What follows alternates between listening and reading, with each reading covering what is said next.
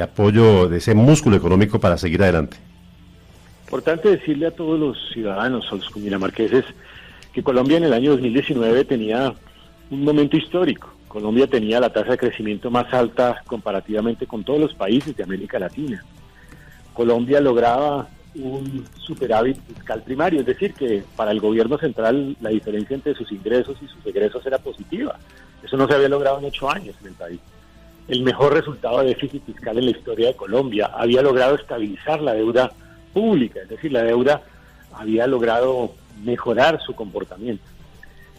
Los primeros 2 meses del 2020 también fueron muy buenos, tasas de crecimiento superiores al 4%. Y llega la pandemia.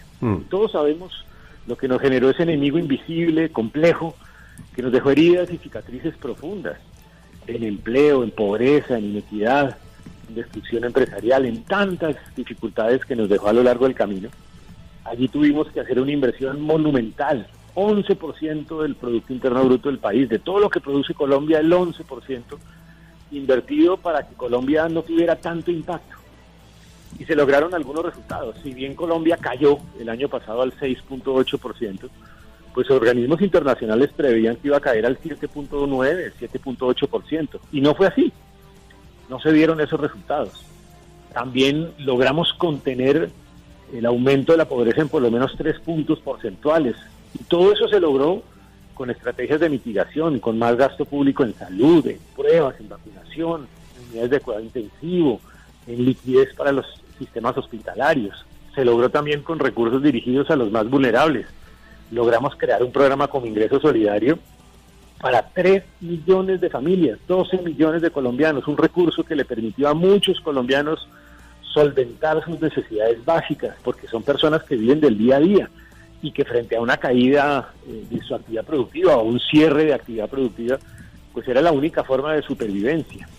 Y logramos también contener el impacto de esa pandemia con instrumentos nuevos como el subsidio a la nómina, el subsidio a la prima, como líneas de crédito especiales, como garantías por parte del Estado de hasta el 90%. Todo eso le costó a Colombia 11% del PIB. Por eso el déficit fiscal, o sea, la diferencia entre los ingresos y gastos de la nación, pues se multiplicaron por 3. O sea, por 3 veces se aumentó el déficit fiscal en Colombia. Y eso aumentó la deuda pública, claro, hasta el 65%, desde el 50% de la totalidad de la producción del país al 65%. Y eso es lo que nos lleva en este momento a la urgencia y a la necesidad de encontrar una fuente de financiación para 2 propósitos, o 3 propósitos. 1, que Colombia crezca más. 2, que Colombia logre atender los programas sociales que aún necesita para tantas personas que quedaron expuestas en esta pandemia, las mujeres mayores de 40 años que perdieron su empleo, los jóvenes que tienen sueños aplazados por educarse, por tener acceso al empleo, los informales y los micro y pequeños empresarios. Y en tercer lugar, que logre también estabilizar las finanzas públicas, porque de no hacerlo, pues nuestra deuda pública va a seguir aumentando y va a haber menos capacidad de recursos del presupuesto de la nación para programas sociales, para programas de inversión. Yo creo que esos son los mensajes más importantes y los retos que tenemos por delante en este instante, y esa es la razón por la cual tenemos que identificar unas fuentes de financiación sostenible para esta inversión social. Estamos con el ministro de Hacienda, José Manuel Restrepo. Ministro, con los buenos días, y como usted lo venía indicando, es todo un reto reconstruir el presupuesto general para el 2022, pero ¿cuáles son los puntos álgidos de esta nueva reforma tributaria con temas tan sensibles que han tocado las fibras de los ciudadanos, como la renta básica, el IVA, los subsidios? ¿Cuáles son estos puntos que van a tomar un giro, pero que evidentemente se tienen que poner en la mesa de concertación? Tal vez lo primero y lo más importante es que tenemos que ser absolutamente conscientes de que lo más sensible es que Colombia pierda los programas sociales, que Colombia no pueda atender, así sea temporalmente, a muchos de estos actores que se han visto perjudicados en la pandemia, que nosotros podamos extender por un tiempo el programa de ingreso solidario para esas 3 millones de familias, y de pronto un poco más, para tratar de lograr una reducción en la pobreza extrema, a por lo menos volver a lo que teníamos antes de la pandemia en este indicador. Creo que programas sociales como el subsidio a la nómina para los micro y pequeños empresarios que necesitan una liquidez para poder sobrevivir, no dan espera. Creo que no da espera el atender las necesidades de los jóvenes que dicen yo quiero estudiar y no tengo cómo estudiar, soy vulnerable y no puedo acceder a la educación superior pública de forma gratuita. Creo que tampoco es aplazable ese sueño también de la juventud por ingresar al mercado laboral, por tener unas condiciones de empleabilidad, por llegar a tener el primer empleo posible o un empleo que le permita moverse laboralmente en el mercado. O esas mujeres mayores de 40 años que también perdieron su empleo, que necesitan ser atendidas. Lo social no da espera, no puede dar espera. Por eso hay que buscar fuentes sostenibles para esa inversión social. Y ese ha sido el propósito en que nos hemos embarcado. Pero con cuidado en el sentido de decir, esas fuentes de financiación tienen que venir de los más pudientes. Dicho de una manera coloquial, aquí hay que lograr que del bolsillo del pudiente lleguemos al bolsillo del vulnerable, con un criterio adicional, y es que no podemos tocar a la clase media. Por eso he dicho enfáticamente, no se puede tocar el IVA, porque no queremos afectar a la clase media. Por eso he dicho enfáticamente que no se puede ampliar la base de personas naturales que tributan en renta, porque eso afecta a la clase media. Y tenemos que acudir también a un sentido solidario de los sectores productivos que han levantado la mano y están diciendo yo quiero contribuir a ese propósito social y a esa estabilidad de las finanzas públicas. Yo creo que hay unos principios con los cuales es posible encontrar, sin afectar venas sensibles, pero también con la convicción de que lo más importante es responder a lo que sí puede ser muy sensible, y es descuidar los programas sociales, abandonar los programas sociales por ausencia de recursos que permitan su financiación sostenible. Claro, en eso pues ahí estaría como la diferencia entre la pasada, digamos, reforma que se estaba planteando con esta, donde usted le está asegurando al pueblo colombiano que no se toca el IVA, que el tema de la clase media tampoco se toca, pero algo que también se está pidiendo, señor ministro, es la reducción en el gasto público. ¿Cómo pudiéramos ajustar ese tema para ser equitativos? Edgar, yo creo que hay que tener claro que aquí tiene que haber dos compromisos a fondo. Un primer compromiso a fondo por parte del gobierno central, y ojalá no solo por el gobierno central, también por los gobiernos locales y otras entidades del Estado, para hacer austeridad en el gasto. Y yo he señalado que tenemos que hacer un esfuerzo de por lo menos 1.7 billones de pesos, casi 0.2% del Producto Interno Bruto del país en austeridad en el gasto público. Mensajes claros en reducción de costos y gastos en compra de activos, en temas de costos de arrendamiento, en algunas transferencias, en lograr congelar masas salariales por periodos de tiempo, en hacer un esfuerzo real de austeridad en el gasto público. Y en segundo lugar, tiene que haber un esfuerzo importantísimo de lucha contra la evasión, que es una forma de corrupción.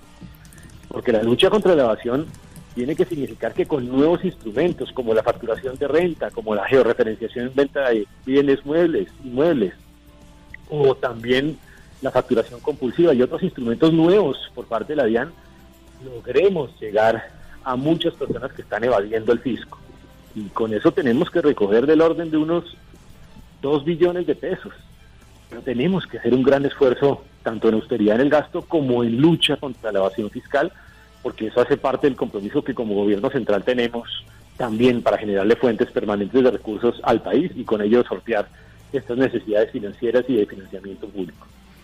Ministro, se está construyendo entonces el gran proyecto de gasto social. ¿Qué sigue ahora? ¿Hasta cuándo tiene plazo, digamos, para presentarlo ante el Congreso? ¿Cómo avanzan estas discusiones y este gran trabajo que está haciendo desde el Ministerio?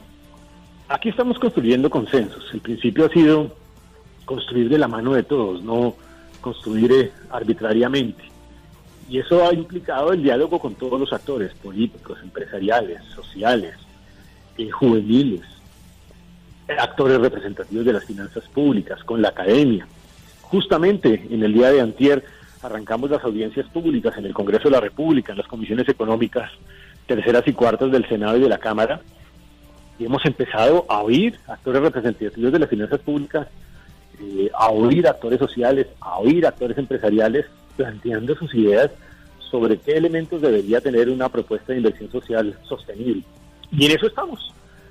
Estamos en esa construcción de consensos, y lo que yo espero es aprovechar al máximo en la medida de las posibilidades de esta legislatura. Vamos a ver cómo se desenvuelve ese escenario. Ministro, ¿cuáles son las consecuencias? Ahorita que estábamos hablando de la austeridad en el gasto, de hacer un esfuerzo real y un esfuerzo de la lucha contra la evasión de impuestos, reconstruir también el presupuesto general. ¿Cuál es el impacto del paro nacional, de las últimas movilizaciones, que ya mañana cumplimos un mes? ¿Cuál es el impacto en la situación económica del país? Colombia en el primer trimestre del 2021 tuvo uno de los mejores crecimientos de todos los países de la OECD. Un crecimiento que superó las expectativas del gobierno y superó las expectativas de los analistas económicos. Ese crecimiento nos permite señalar que Colombia puede tener un muy buen comportamiento en este año 2021, por encima de ese 5%. Pero lo importante es que cuidemos eso. Las expresiones populares de protesta social son legítimas, son democráticas, hay que respetarlas. Pero de la misma manera hay que ser muy cuidadoso en que ese ejercicio de la protesta no termine yendo en contravía de los derechos de los demás.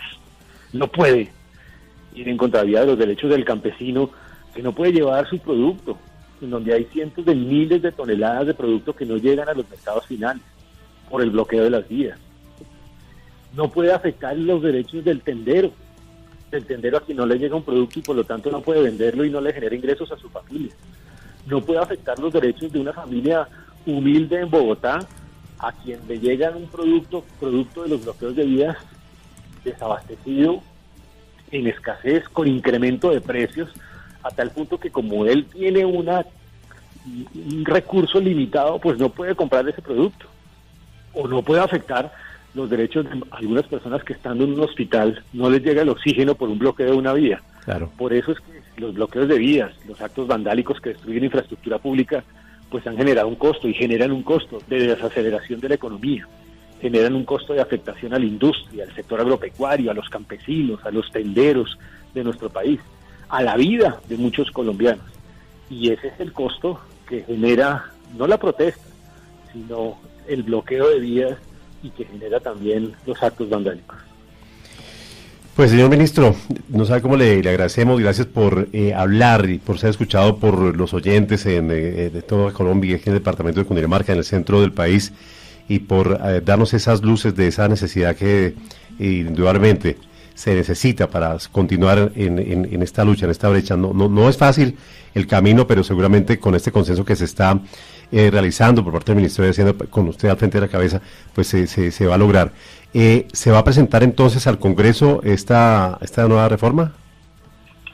Pues como yo decía, estamos en este momento en la construcción de consenso. Lo importante aquí es el consenso, sí, y derivado de ello también hacer la presentación en la medida de las posibilidades, aprovechando al máximo esta legislatura. Claro que sí. Señor ministro, muchísimas gracias por estar con los oyentes del Dorado Radio. Que estén muy bien. Y algo muy especial. Gracias, señor ministro de Hacienda, José Manuel Restrepo, con esta construcción de un consenso. Se está hablando con los diferentes actores económicos en todo el país. Se ha pedido también el consenso, la participación de los exministros, personas que tienen también la experiencia de estar al frente de esta cartera, pero sin lugar a dudas es algo necesario, como lo dice él, para la construcción del país y lograr las metas a mediano, a largo plazo, y también lo que tiene que ver con con la renta, ya ha dicho básicamente que el IVA no se va a tocar, ¿no? No, el IVA no se va a tocar, Edgar Julio, y el ministro de Hacienda, José Manuel Restrepo, resaltó que Colombia no puede perder los subsidios, no puede perder esa parte social, porque esta parte social no da espera, y para lograr una reducción de la pobreza extrema es importante, es imprescindible atender el tema social y buscar a fuentes de financiación desde los más pudientes, que desde el bolsillo de los más pudientes atiendan al bolsillo de los más pobres. Los jóvenes quieren estudiar, pero no tienen con qué. Los jóvenes quieren trabajar, pero no hay oportunidades. Entonces, estos son los puntos que van a reajustar en la nueva reforma tributaria.